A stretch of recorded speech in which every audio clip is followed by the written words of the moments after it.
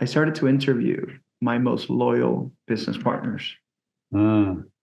And by doing so, I realized that the brand was helpful.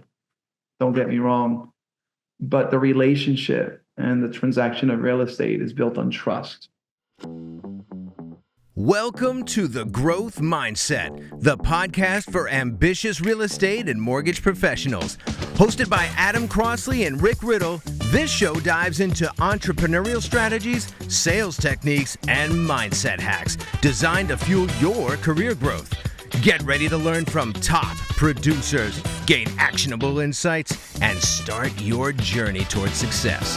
Here's your hosts, Adam and Rick. All right, welcome. This is the new episode of The Growth Mindset. You watched last week's episode. I'm wearing the same clothes because we're actually doing it back-to-back. So I don't want to make people think that we didn't shower for a week. But we have a new guest, Alex Arcelay, another person that we've been, another friend of mine in the business. I think I got you in the mortgage business, actually. You did, Rick. He was a real estate agent at the time. Really? And a bank teller, a real estate agent and a bank teller. Wow. Northeastern Bank, Fleet Bank.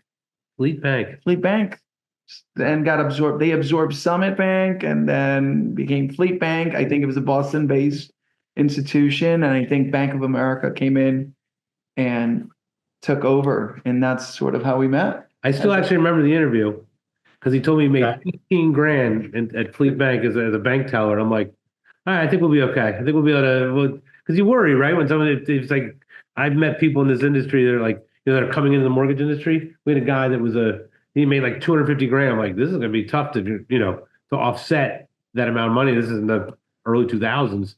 He came from as a wholesale rep, actually. Wow. And it's hard to kind of match that up when you're like, oh, making 15 grand as a bank teller. I'm like, yeah, I think we're gonna be able to put this deal together and be happy. So anyway, so Alex and I have gone back a long time, and obviously Alex is part of the Crown family as well as he's in your coaching program. So it's exciting to have you on. Well, thank you so much for having us, gentlemen. It's a pleasure to be here. And yes, Rick, going back to when you hired me, I'll admit this on video, but I couldn't even read a rate sheet. I had no idea what I was looking at. I saw these numbers. And I was like, where do I go from here? What is this? And, I think I can do that now, finally, after 20 years of business. So what year did you get into the business, Alex? So I got into the business, real estate as a whole. I went to school in the summer of 2000. Okay. Right after I graduated high school. I did it towards the tail end of 2000. And in January of 2001, I was hired as a real estate agent for Weichert Realtors in Clifton. They were going to open an office. They were going to open a Spanish office in Patterson. So that was 04. Okay. So I came in as a realtor, as a real estate salesperson in 01. January of 01, I got signed up with the office. I probably didn't do much until that summer. But then I sold 3 homes. I blew my first paycheck like that. I think it was like a $4,500 real estate sales check. Okay. The best lesson in financial management, saving money, splitting it apart. I think I went with all of my friends. I was like, guys, I'm a realtor. I just made this big check and I blew it out on one weekend, and lesson learned. And who knew Uncle Sam was going to take half of it? Oh, yeah. That Uncle Sam, I'll tell you. It was an interesting journey. I was designing kitchens at IKEA. I was working as a bank teller still. I held the job as a teller at Fleet Bank, and I was selling real estate and I was going to school. So I think for 2.5 years straight, I worked every single day of my life. I actually have a funny story.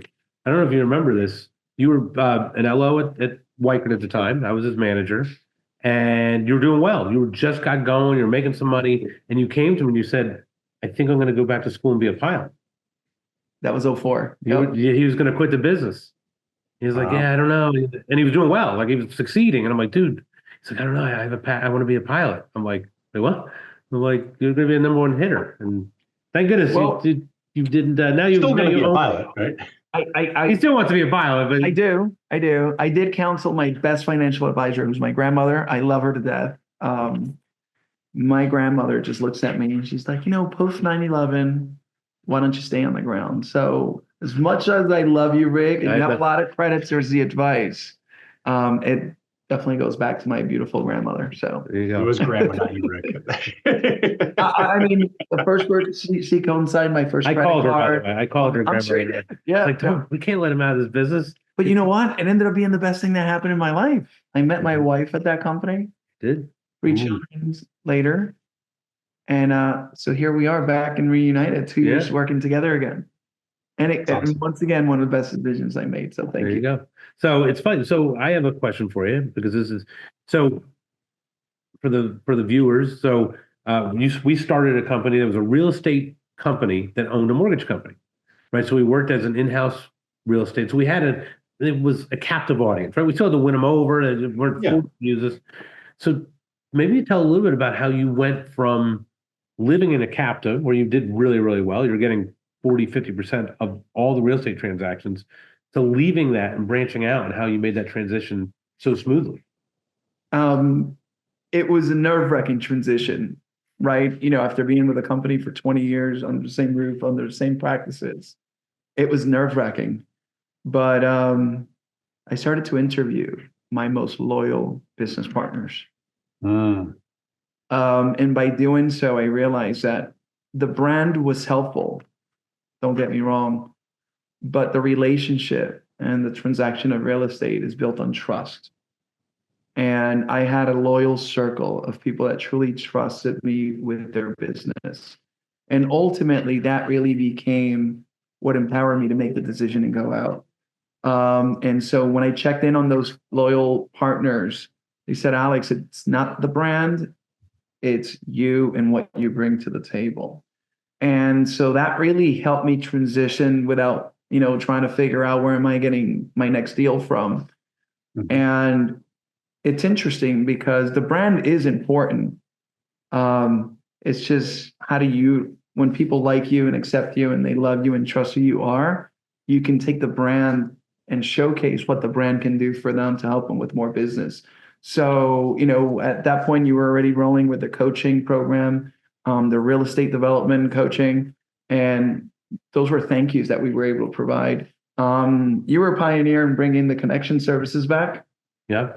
Which is something that we started when Rick and I worked together 20 years ago. It was called Gold Services. Yeah. A way to make life easier, right?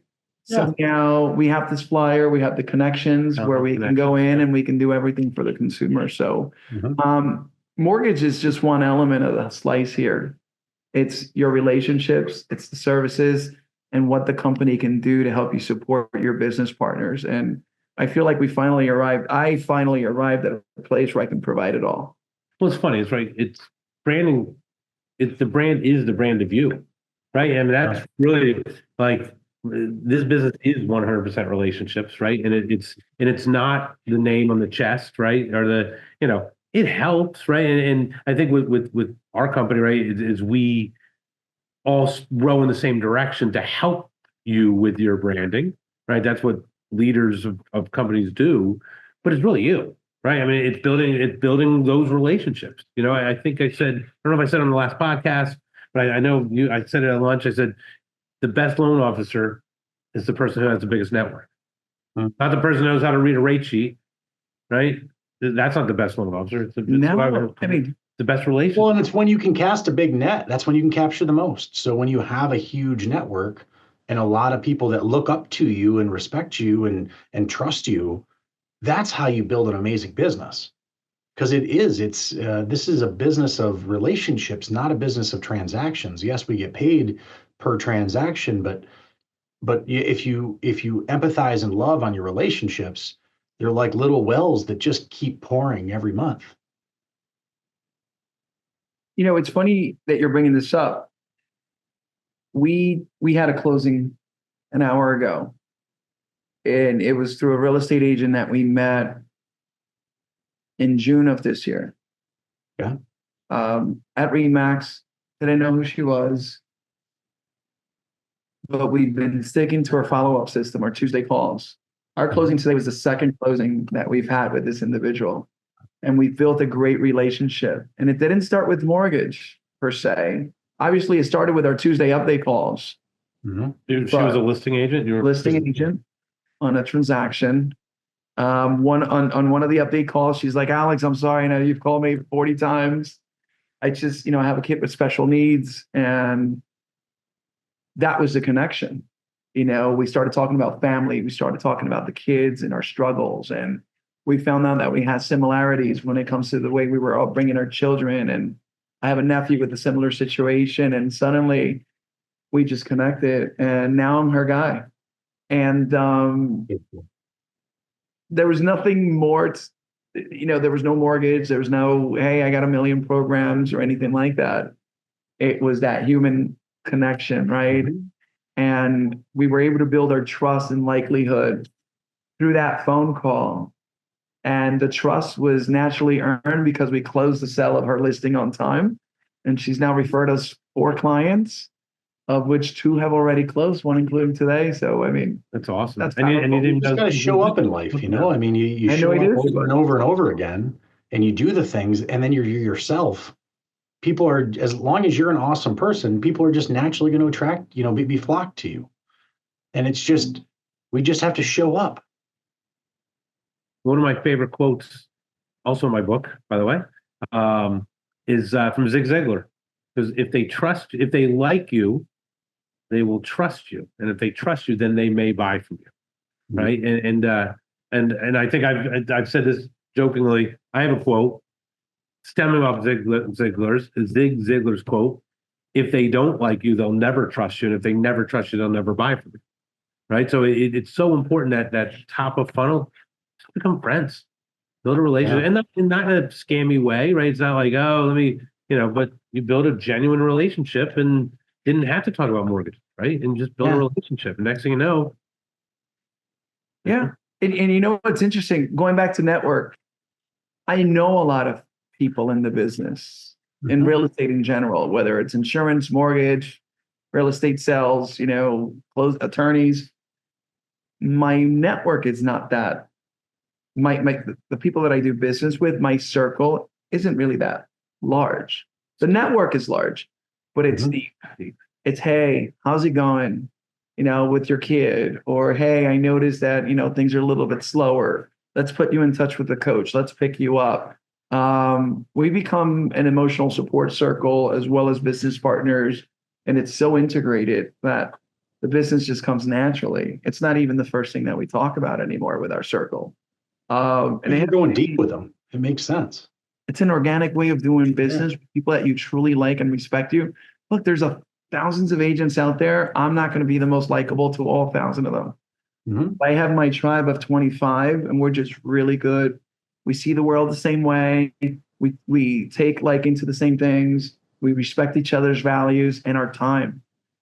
One of the things that I don't miss is, part of being in that captive environment is being held hostage to it. Yeah. You work for the company. I work for the company. If I call you at midnight on a Sunday, you better answer. Guess what? I answer on midnight on a Sunday, but guess who? To the business partners that provide us the same level of respect. Yeah. And we do business well. But and they're not going to call you at midnight on Sunday. Right. They usually don't. And if they did, they know that they can answer me. It's an emergency. It is. Exactly. Yeah. Yeah. Well, it's interesting. I think about the growth mindset, right? And we talk a lot. We've talked a lot in episodes about prospecting. And this is an interesting, not a different spin, but it is about going deeper. Going wide is important, right? To build your business. If you have the growth mindset, going wide. But it should never be at the expense of going deep, right? And I talk about this all the time, and I've had conversations with both you guys. I'm in a different seat, right? I'm growing a company, but I've always said I want to grow a company without losing culture.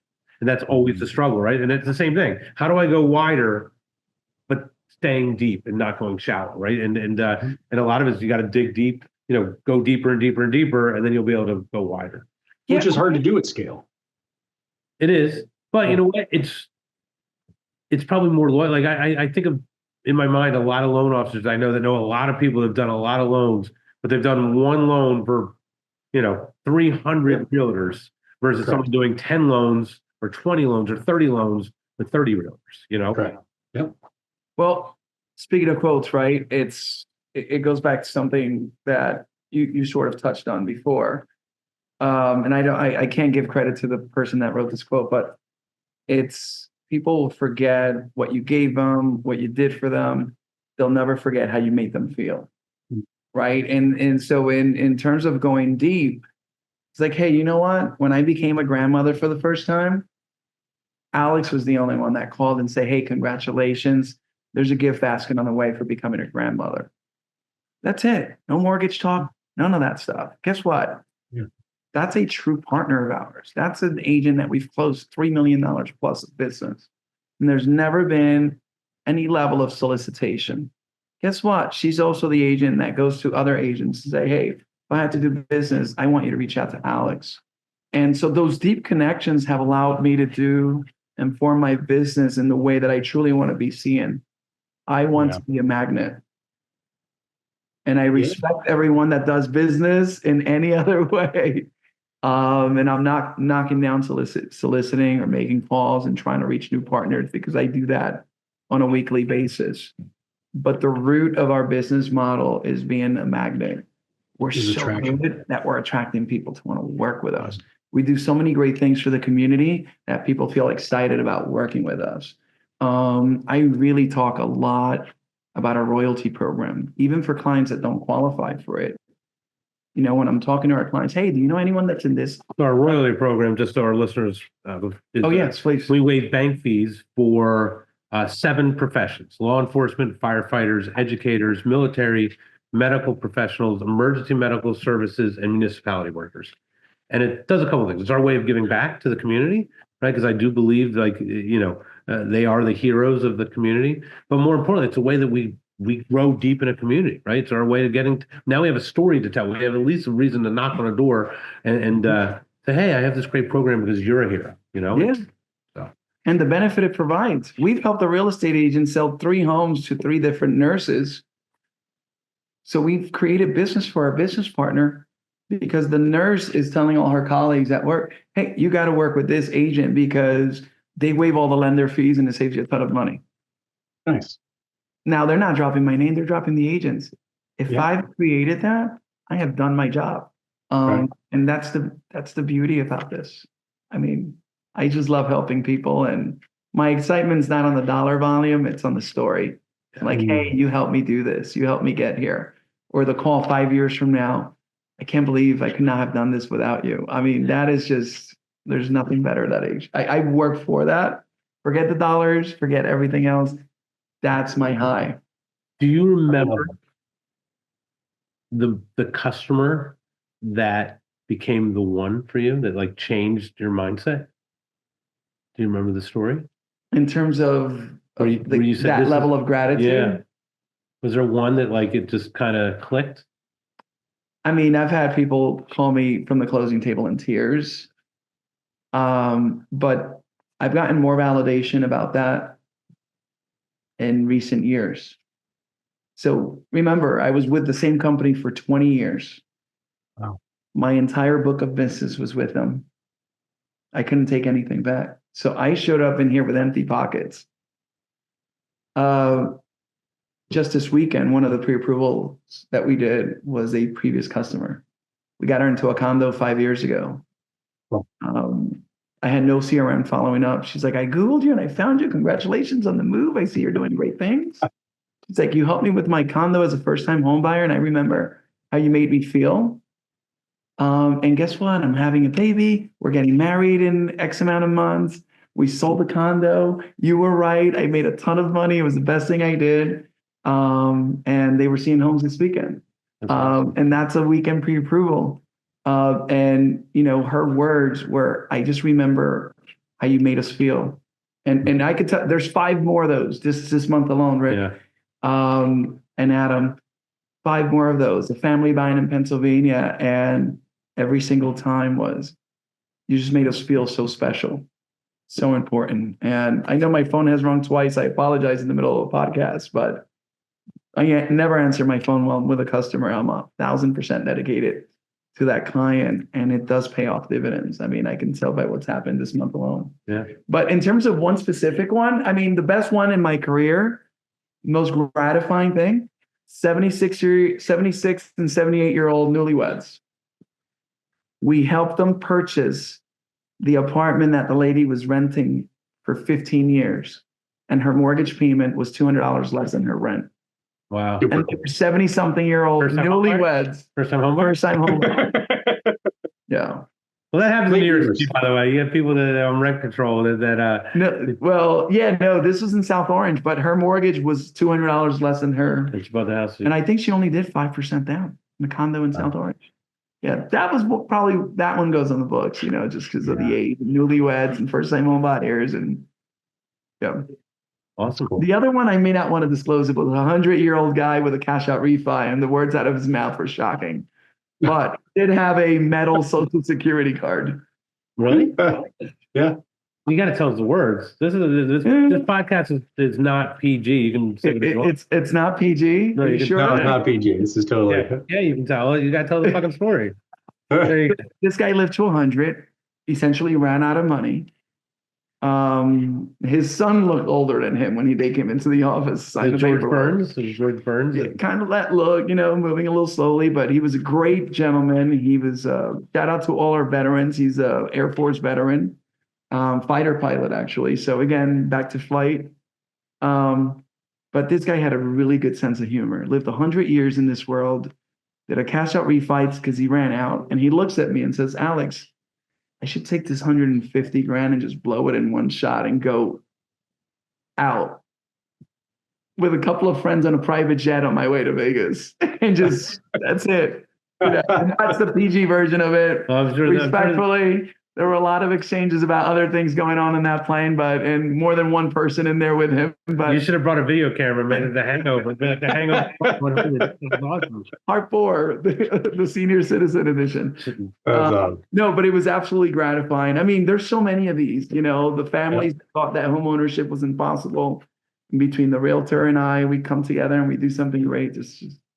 Well, I think that's just it. I think you embody caring for the people you bring into your world, Alex. And I think that's one of the main reasons why you've had such an astronomical level of success, is because you care about others at a level that I have rarely seen. And I mean, you're just an awesome dude to know, brother. And glad to have you in my life. Hey, man, thank you for saying that. And I've never heard it from that perspective, but I'm going to have to make something out of that. Thank you. Appreciate you, man. Likewise. Nice. Well, thank you so much for taking some time out of your day and coming on our podcast here. And I mean, when I think of the growth mindset, Alex, I think about you. You have built an amazing business, going deep with just a handful of people, and you are a leader in our company and in our industry. So thank you, brother. I appreciate you leading the way. Well, thank you very much for having me. It's an honor and a pleasure to be here with you guys as well. And thank you. Appreciate it. And a lot of love to you, Adam. You've made some great changes in my life already, man. And I'm just honored to be here in this room with both of you. Appreciate you, brother. Not technically in the room with us, but The virtual room. It's called The virtual room. the virtual room. He's by the mountain. Awesome. Well, thank you There you all for listening to this episode of The Growth Mindset. I'm Rick Riddle. My co-host, Adam Crosley. Alex Arsley is this week's guest. So thank you all. Podcast is ended. Go in peace. Thank you. You've been listening to The Growth Mindset, hosted by Adam Crosley and Rick Riddle. Don't forget to subscribe, leave a review, and share this episode with your colleagues. Stay tuned for more actionable insights to fuel your career success. Thanks for listening, and we'll see you next time. The views and opinions expressed in this podcast are personal and do not necessarily reflect the official policies, positions, or opinions of Absolute Home Mortgage Corporation or Crown Home Mortgage. The content is intended for informational and entertainment purposes only and should not be considered professional advice or an official endorsement by either organization.